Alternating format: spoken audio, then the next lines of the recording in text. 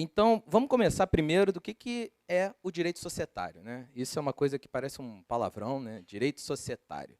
Nenhum empresário acorda e diz, eu acho que eu preciso consultar um advogado societário. É uma coisa assim, bastante complicada. Muitas das vezes a gente compara a advocacia com coisas mais assim, de pessoa física, né? Uma parte de família, eu vou divorciar, vou casar, ou até mesmo previdenciário, imagina, eu preciso de um advogado. Mas e o direito societário, onde entra nesse momento? Eu, geralmente, quando eu vou falar sobre o direito societário, eu comparo a minha profissão com um médico oncologista, tá? Aquele que lida com câncer, né? Por quê? Porque ninguém acorda quando está com uma dor e fala, acho que eu estou com câncer. Não, ninguém vai fazer isso. É só a pessoa mais pessimista do mundo. Ela sente uma dorzinha, para onde ela vai? Ela vai para a emergência. Aí o médico, que analisa ela, olha para ela, vê, não, olha, é melhor você ir então agora para um cardiologista. Aí o cardiologista te manda para um ortopedista. O ortopedista te manda para um anjo. E aí lá no final vai vir um oncologista. Então, o societário sou eu. É essa pessoa que chega no final. Por quê? Porque é uma coisa que acaba acontecendo para dentro da empresa. O direito societário é o direito que rege e tenta colocar uma ordem na relação entre os sócios. Tá? Então, todo aquele momento que você faz, no momento de constituição da empresa, no momento de encerramento da empresa, no momento em que o seu sócio está, né, em litígio com você mesmo, é o momento que o direito societário entra, tá bom? Então, é nesse quesito que entra o direito societário. Então, como ele impacta os negócios? Eu deixei essa pergunta para ser algo até mesmo um provocador.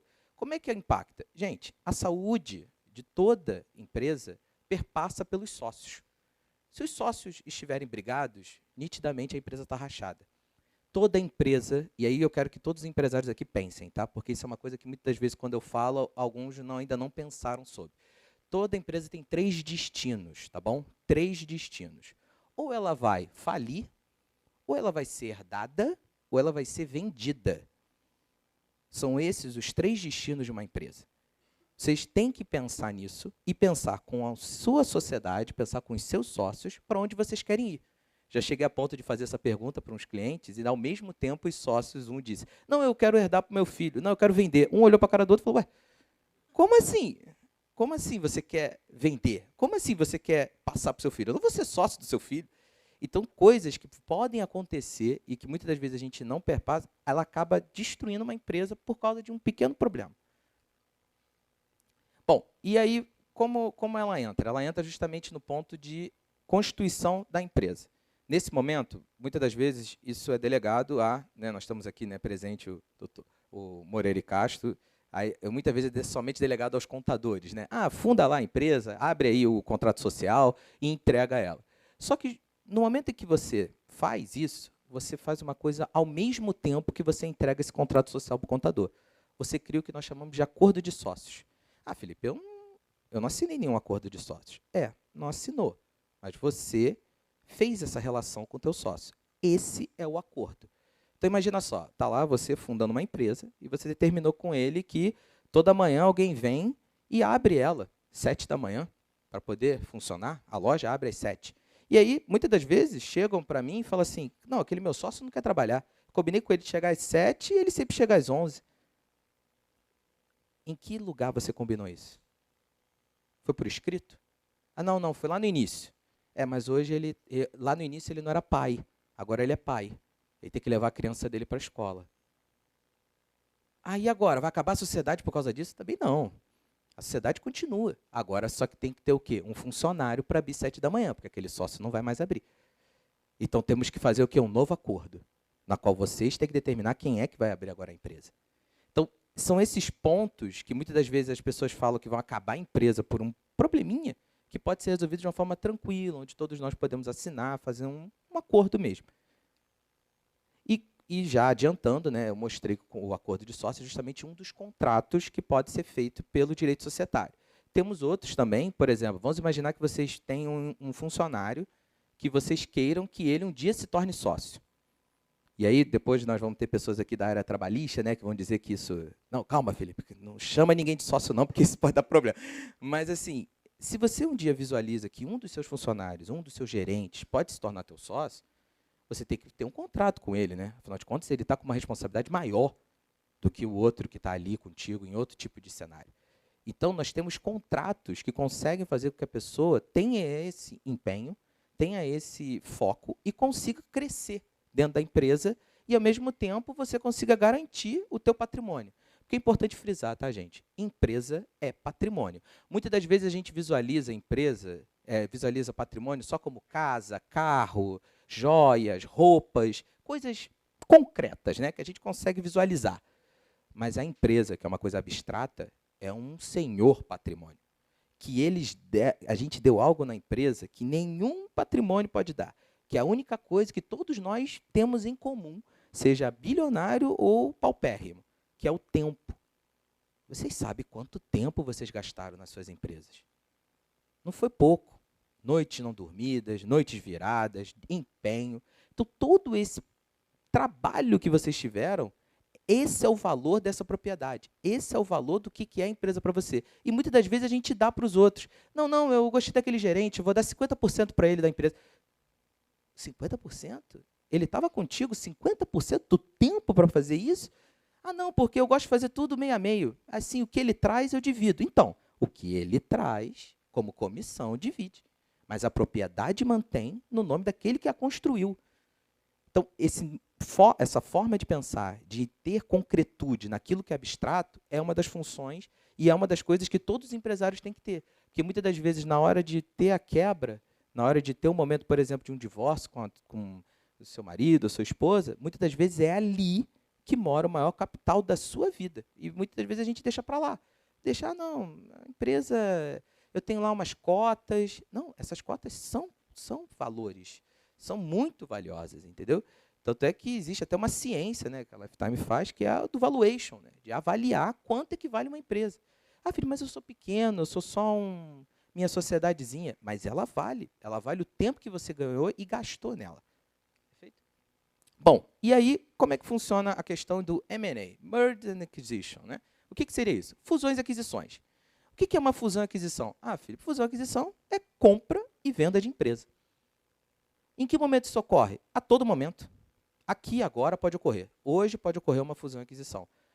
De acordo, onde um aperta a mão do outro, você já tem advogados aqui para selar o acordo e fazer o contrato. Então, assim, tudo é dentro do que é o cenário, assim, no que nós temos hoje de mercado, é que uma fusão, ela parte do princípio em que ela é a junção de duas empresas. Já uma aquisição é dentro de uma empresa maior conseguir ter e comprar uma outra.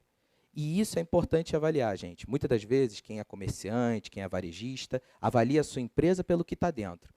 Eu já vi gente passar uma empresa por 100 mil reais e só do estabelecimento comercial a avaliação deu mais de 1 milhão. Ele, mas Felipe, é só a marca, eu vou deixar ele ganhar. Está dando prejuízo. Mas está dando prejuízo contigo. A marca foi construída. Esse é outro ponto, que vai ter pessoas aqui de propriedade intelectual para mostrar. A marca, a ideia, o que vocês fizeram aqui dentro da empresa. Muitas das vezes, quando há uma quebra, muitas pessoas não olham para que a marca, para onde vai a marca daquela empresa, para com quem ficará o nome da empresa. Isso, às vezes, é muito mais valioso, gente, que muito ponto comercial aí no Recreio, muito ponto comercial no centro da cidade, porque a marca demorou uns 10 anos para ela ser o que ela é. O ponto comercial, ele é só alugar outro. Entendeu? Bom, e aí dentro do que é o direito societário, é bom dar um pequeno passando sobre o que é a governança corporativa, tá? A gente, na verdade, a governança corporativa é um lance feito pela parte de administração, pela parte de marketing, só que ela também é feita pela parte jurídica como registro. O que eu quero dizer com isso?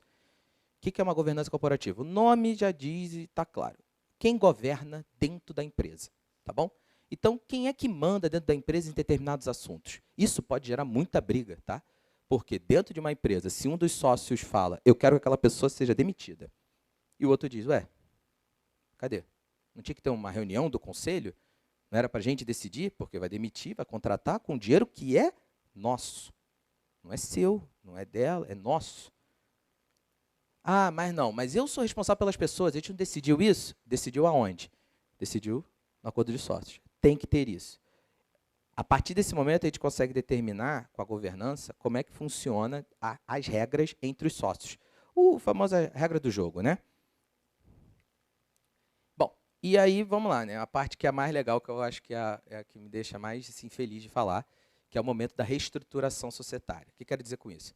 Ah, Felipe, eu comecei como um MEI, estava lá abrindo, vendia 3 pastéis por dia e, de repente, sei lá, acho que a receita era boa, minha mãe mandou ver e agora eu estou vendendo 40 por hora. Chegamos no momento de reestruturar a sociedade. Ela vai sair de um cenário e vai para outro. E aí tem questões que depois a gente vai ver da questão tributária, da questão trabalhista, mas também tem a questão societária. Muitas das vezes a gente, na hora da reestruturação, aquele gerente que estava contigo lá quando não era nada, que você pagava por fora, que a pessoa do direito trabalhista não ouça, né?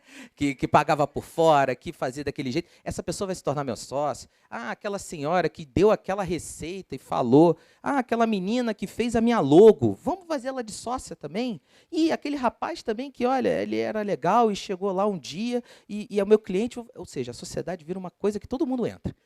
Só que é um momento em que você realmente faz a virada de se transformar verdadeiramente num empresário. Vai deixar de ser uma pessoa como um profissional autônomo, deixar de ser somente um profissional liberal e vai se transformar num empresário. E é nesse momento que é crucial uma reestruturação. É nesse momento que é crucial. Ah, Felipe, precisa de advogado? O advogado ele vai te orientar. Mas eu digo que precisa mais é de uma consciência como sócio. Nesse momento, você vai se tornar dono de algo que você teve muito e muito trabalho para fazer. Então, é importante você estar atento. Não é um momento qualquer, não é uma fase qualquer, é uma fase onde você tem que prestar bastante atenção. Bom, e aí, óbvio, né? Por quê? Porque um dia todos nós, né, vamos para o outro plano. E existe isso aqui. A gente tem que pensar como é que vai ser o nosso legado, para onde vai a nossa empresa, quem é que vai ficar com ela. Ah, mas para que isso, Felipe? Eu não vou estar aqui. Eu lembro do meu avô que ele falava isso, né? Ele falava, eu não vou resolver nada porque vocês é que ficam os problemas, aí eu estou indo embora. E foi mesmo, deixou tudo com a gente. Mas, assim, a ideia é o seguinte, no momento em que você deixa as coisas de uma forma ótima, para que os seus herdeiros tenham, no momento que eles entrem na empresa, eles não vão ter impacto nenhum. Eles vão entrar na empresa como pessoas que podem ser, né? É geralmente assim, né? É muito engraçado, né? O pai é advogado, o filho é o quê? Artista, né? Cantor, músico, não quer seguir de jeito nenhum o que o pai fez. Perfeito, tá ótimo, é para ser assim. Mas como é que então ele entra dentro de uma sociedade que às vezes, por exemplo, você precisa ser advogado? Como resolve isso? Ou numa clínica médica, eu não quero ser médico, pai, eu não quero ser médico de jeito nenhum. Então, como é que você entra numa sociedade onde ele é dono de uma clínica? Como é que ele se arruma no meio disso? Seus herdeiros têm que se arrumar no império que vocês estão criando. Senão, eles vão ser, na verdade, expelidos pelos seus futuros e, quem sabe, ex-sócios nessa situação. Então, é uma coisa que também é boa de se pensar, boa de se refletir, para ver como você quer deixar as coisas, como diz outro, arrumadas. Perfeito? Bom, e aí, óbvio, né, fazendo uma puxada de sardinha para a gente, isso só acontece com uma assessoria jurídica permanente. A forma como é feita a assessoria jurídica, ainda mais no direito societário, ela é constante, ela não consegue ser pontual. Por quê? Porque muitas das vezes os clientes veem assim, olha, eu vou sair dessa empresa. Tá. E aí dá 3 meses, olha, eu vou sair dessa empresa. Aí dá 6 meses, agora é o final, eu vou embora dessa empresa. Por que isso ocorre? Porque, gente, sair de uma empresa, entrar numa empresa, é mudar de vida. Coragem para isso é uma coisa muito grande. Pensar que eu vou sair é uma coisa muito grande. E, então, precisamos de contratos, precisamos de formas para que isso mantenha e se mantenha durante o tempo.